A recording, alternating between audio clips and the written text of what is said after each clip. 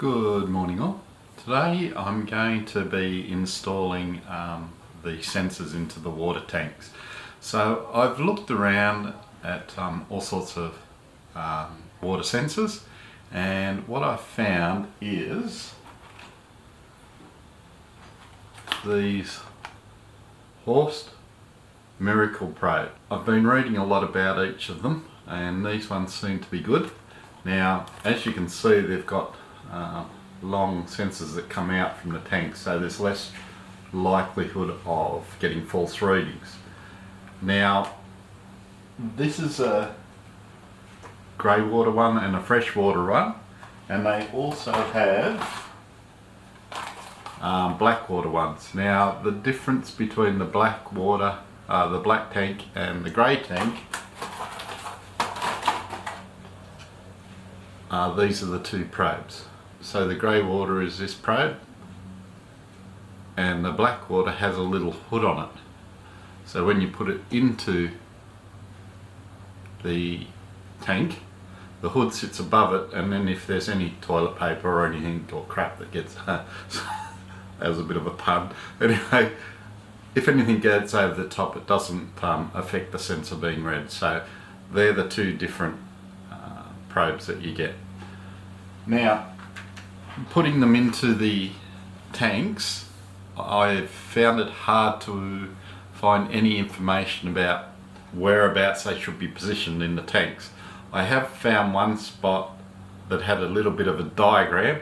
How good it is or how accurate it is, I'm not sure, but that's what I'm going to use.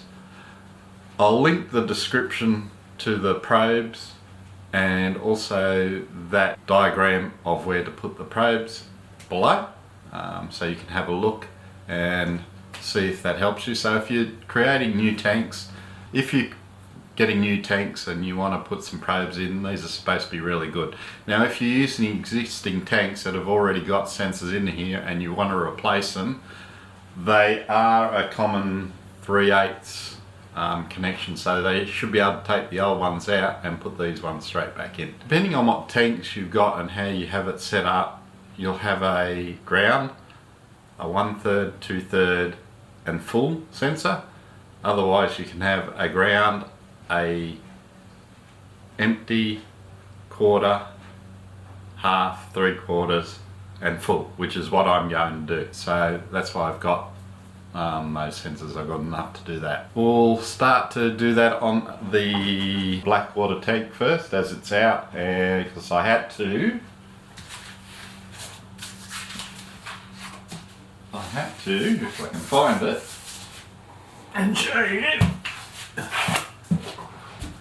This outlet, when I installed the tank, worked out that it was sitting right on the frame of the bus, so I couldn't have an elbow or anything coming out there because there wasn't enough.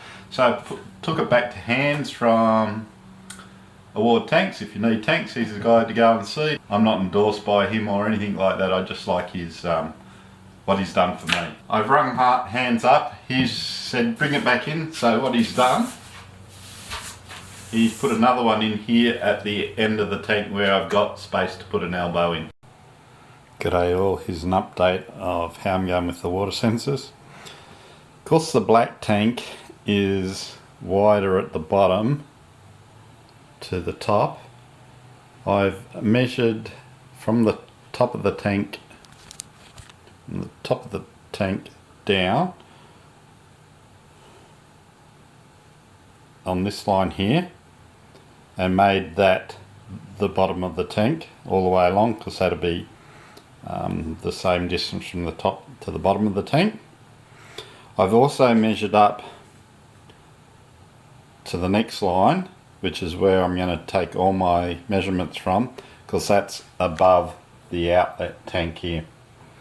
So that gives me an even spacing for everything else. So when it's empty, it doesn't really matter because it's fine. Once it's past the empty, I know it's empty anyway, and I'll have drained it. So this mark here, I've moved 200 mil from the side of the tank, and this is where the ground is going to go. And from what I can gather, the ground and the empty should be the same, so I've done that. And there's it reckons you should leave a minimum of 10 inches, which is, what did I work out? I can't remember now, forgotten. Anyway, that's 10 inches. And then from there, I'm stepping them up for each. So what I've done is I've measured between here and the bottom of the inlet tank and divided it by 4 because I'm having quarters. And then it says a minimum of 3 inches. I've gone 4 inches, so it's 100 mil between each. So I've measured the 100 mil lined up and divided the distance from here to the bottom, which works out about 39 mil each, and that's what I've come up for each of the probes. So fingers crossed that's right. As I said, there's not a lot of information out there that I can find. This is what I'm going off. I'll link this in the comments below so you can see where it is, but that's what I've taken it off. So fingers crossed that's right. And now I'm going to do the drilling, which I'm a bit apprehensive about because I'm drilling into a new tank and don't particularly want to put holes in it, but that's what I'm doing. You need a 3/8 drill bit for the sensor probe. Shut up and sit down. Okay guys, I'm going to drill in now. I'm a bit nervous, but we'll see how we go. I'll take it pretty slow. I'm going to start with the top of the tank first, so if I screw up, hopefully it won't be as bad. Here we go. Fingers crossed.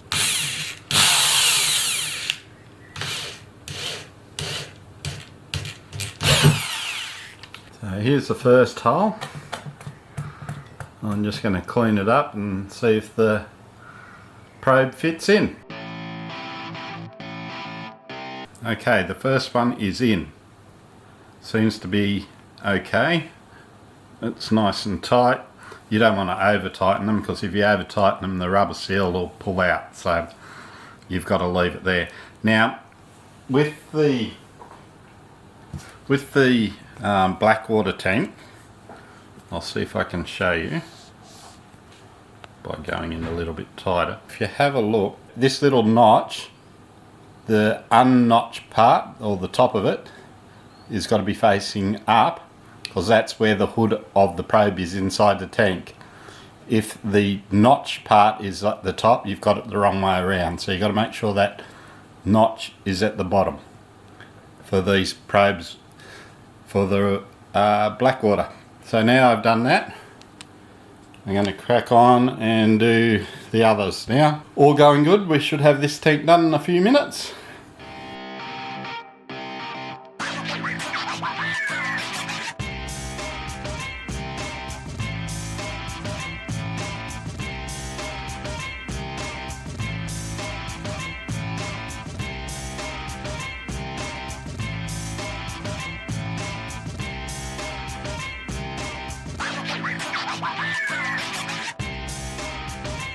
I've got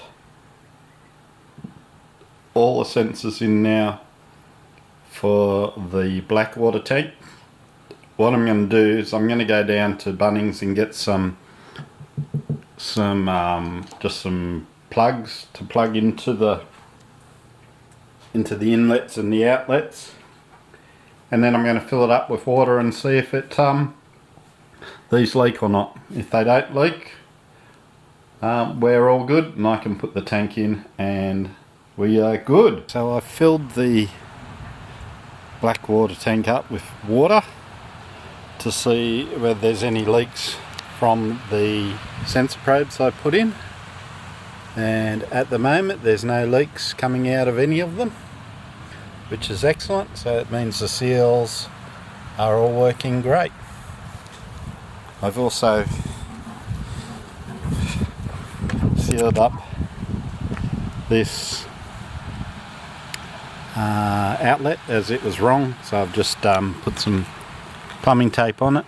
Now when you put plumbing tape on anything, you've got to go clockwise with it. I asked the plumbers today, and you go clockwise when you put on the plumber's tape. Now that I'm sure everything's fine on this black water tank, I can now go out and reinstall it. We're onto the freshwater tank, and just as I did with the black water tank, I've measured down from the top to cover the outlet, and also from the bottom up to once again cover the outlet, and that's where I've then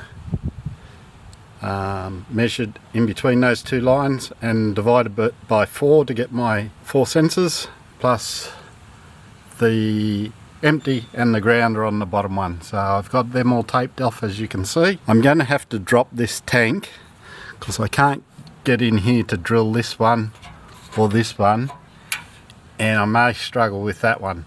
But if I drop it down, hopefully just a little bit without having to take it all the way down, I should be able to drill these two and this one. So fingers crossed. I'm going to start with the top one again and go from there. If you're wondering why I've got the tape around there, it's one reason is to mark it, so it's on a bit of plastic, so it's a little bit harder. But also when you drill and you pull it away, you get a nice clean hole. So that is the reason why I'm putting the tape around there. Freshwater tank, the sensors are now all in. I've also installed the cover for the tanks underneath. That's plywood covered in waterproofing paint, bitumen paint.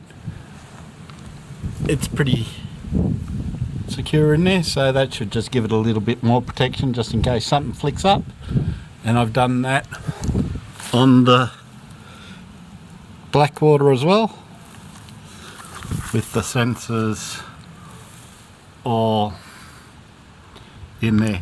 The only thing left to do is to cut down the threaded rod and put the nylon nuts on, but I'm going to leave that just a little while longer, just in case when I'm doing the plumbing underneath I have to pull it down for some reason.